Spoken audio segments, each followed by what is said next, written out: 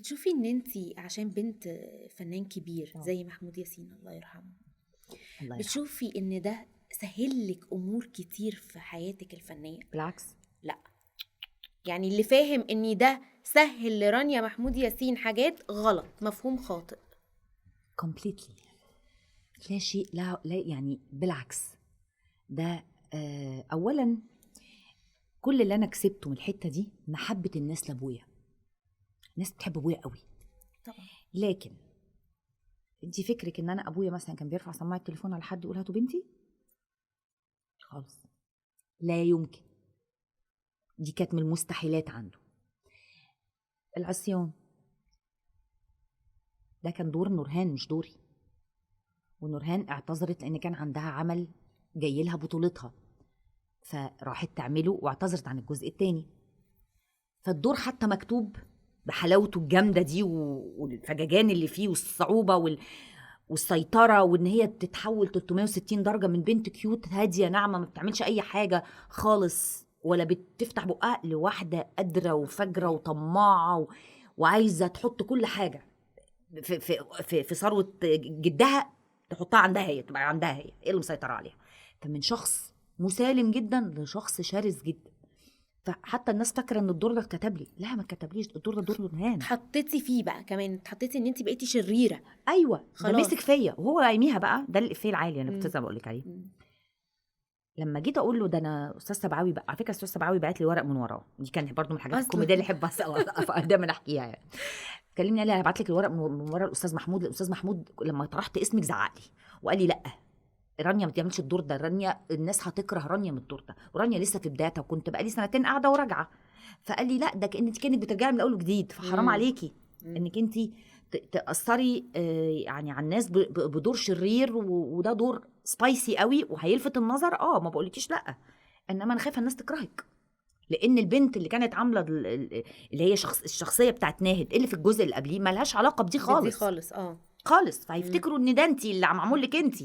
فقلت له بص انا استاذ سبعاوي ابعت لي الورق. قال لي ابعته لك؟ قلت له انا قريت الورق، قريت اول 2 اتبهرت. دي مش ناهد، انا فاكره ان ناهد الغلبانه يعني بصراحه ناهد باللي انا كنت شايفاه في اللي فات كممثله انا ما يستفزنيش، لكن اللي شايفاه ده هو دور الشر اللي هو فيه حاجات في اصل انا كان وحشني التمثيل، عايزه امثل، عايزه اعمل حاجه الناس يقولوا رانيا شاطره فيها.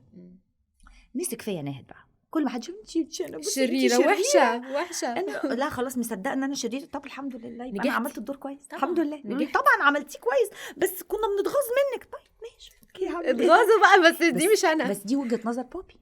قال لي كده. قلت له بوبي يعني فريد شوقي ومحمود المليجي وعادل ادم الناس بتعشقهم. قال لي بعد ما بقوا فريد شوقي ومحمود المليجي انت مالك انت؟ قلت له لا انا بتكلم على فكره الشر، فكره الشر نفسها. ما هم كلهم طول عمرهم يعملوا ادوار. قال لي دول نجوم ما تكيش دعوه بيهم، وزمانهم غير زماننا، الناس بتتاثر. وكان لسه حتى السوشيال ميديا ما ظهرتش ولا حاجه، بس هو كان بدا تاثير الناس بتصدق ان فلان ده شرير او فلان ده مش طيب. طيب اوكي خلاص بس انا هعمل الدور. طب ماشي. المهم جه لما بدا النص الاخير من المسلسل بقى الناس كلها بتقول ألفت وناهد ألفت وناهد ألفت دول بقى ده الثنائي الشرير اللي في المسلسل اللي مبهدل المسلسل كله. فبدا يقول لي ماشي كسبتي الرهان. هو قال لي انا على الرهان ان ده مش هيبقى كويس ليكي. فقال لي كسبتي الرهان. فقلت له شايفه؟ قال لي لا انت مكسره الدنيا، الناس كلها بتتكلم عليه.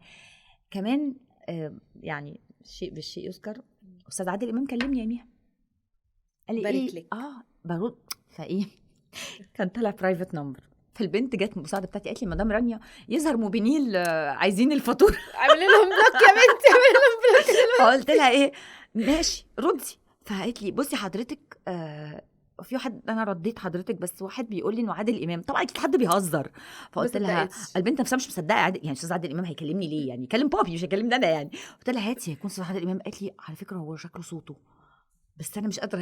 هي البنت نفسها تنحت. فخدت التليفون استاذ عادل فقال لي رانيا ازيك؟ ايه يا بنتي ايه يا بنتي الاجرام اللي انت عاملاه ده انت واقفه جنب نهال عنبر وساده انت وهي في الشر وعامله مشاهد. نهال شاطره وعامله الدور ده وليها قبل كده الجزء اللي قبليه هي مؤسسه للشخصيه. انت ما كنتيش، ما عندكيش اساس ده في الجزء الاولاني، انت عامله ده ازاي؟ كنت فرحانه جدا بقى ان الاستاذ عادل امام نفسه بيكلمني يقول لي كده. كنت فرحانه قوي قوي، يعني حاجات اللي انا ما انساهاش. فاستاذ عادل الحقيقه يعني كان طول عمره شايف فيا حاجه، ربنا يديله الصحه. الحمد لله.